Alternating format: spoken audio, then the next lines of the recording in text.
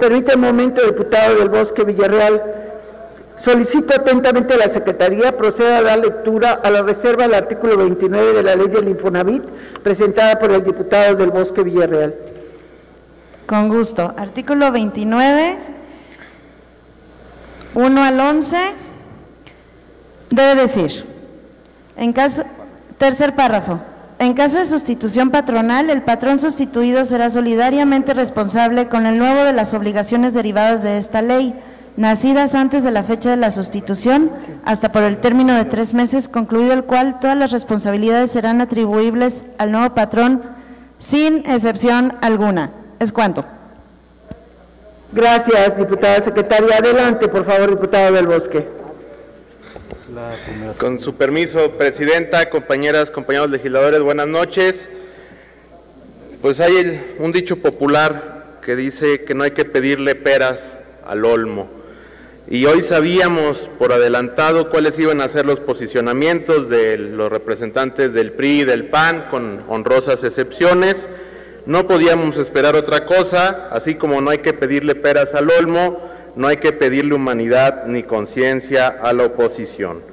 ¿Cómo le puede interesar a la oposición la clase trabajadora cuando echó a la calle a más de 44,000 trabajadores de la empresa Luz y Fuerza del Centro, 44,000 familias que quedaron sin un sustento en el sexenio de Felipe Calderón? Son opositores, sí, se oponen al pueblo, de eso no hay duda, y tienen una línea clara de principios contra los obreros, contra los pobres y contra los sectores populares. Se sabía que vendrían hoy a intentar detener este tipo de reformas que, si bien no terminan por hacer justicia por completo a la clase trabajadora, abren una brecha para que las y los trabajadores mexicanos puedan defenderse mejor.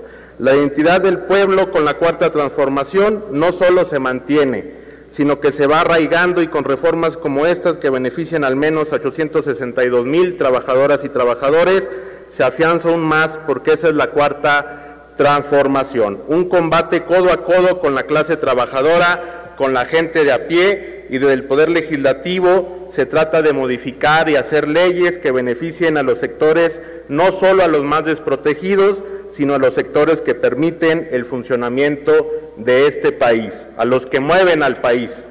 Para nosotros está claro, la Cuarta Transformación debe caminar con las personas trabajadoras. Vamos a detener la guerra neoliberal en contra de los derechos laborales, y hoy damos otro paso, porque los neoliberales nos regresaron a las condiciones laborales del porfiriato.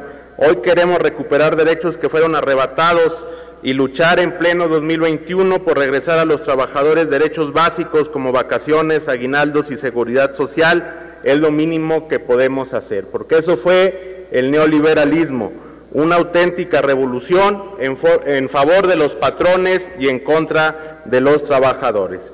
Los neoliberales nos dejaron el salario mínimo más bajo del continente, fondos de seguros saqueados, nos condenaron a vivir en casas diminutas, mal construidas y carísimas, desaparecieron derechos ganados por nuestros abuelos y nuestros padres, como las vacaciones, como el aguinaldo, como a mi amigo Sustaita, allá en Saltillo, obrero de la industria automotriz, que a pesar de ya tener 7 años trabajando en la misma planta, no ha hecho antigüedad ni derechos. Una completa injusticia, que se traduce en miedo permanente a ser corridos sin pago de indemnizaciones, incertidumbre que impide solicitar un crédito para vivienda o bienes, en definitiva, una vida innecesariamente más dura.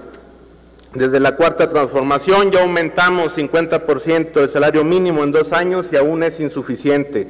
Ya modificamos las leyes de vivienda para que las y los trabajadores no estén atados a las empresas inmobiliarias. Hoy damos otro paso, adiós al abusivo outsourcing, adiós porfiriato, se va a la historia, pero al basurero de la historia. La Cuarta Transformación, a diferencia de gobiernos anteriores, nunca va a reprimir a los trabajadores. Los gobiernos federales pasados eran serviles lacayos de los grupos empresariales y atacaron cuanto intento hubo de organización de los trabajadores.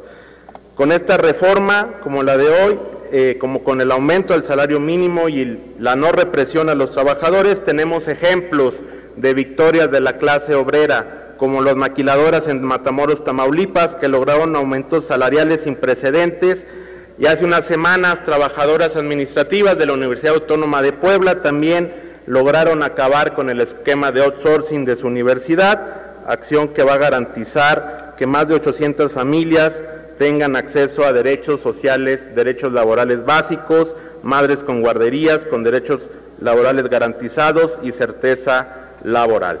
Son, en definitiva, muchas historias de júbilo que se cuentan a nivel del suelo, a nivel del piso, y serán muchas, muchas más, pero eso no la conoce la derecha, porque solo se acerca al pueblo en época electoral por conveniencia o para filmar ridículos spots televisivos como los de Anaya, en los que les da mucho coraje la pobreza, que no hizo nada para combatir desde su responsabilidad, pues estaba muy ocupado recibiendo moches.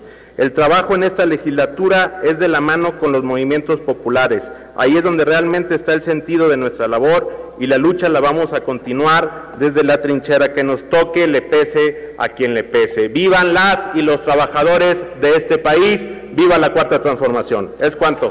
Y retiro mi reserva, diputada presidenta.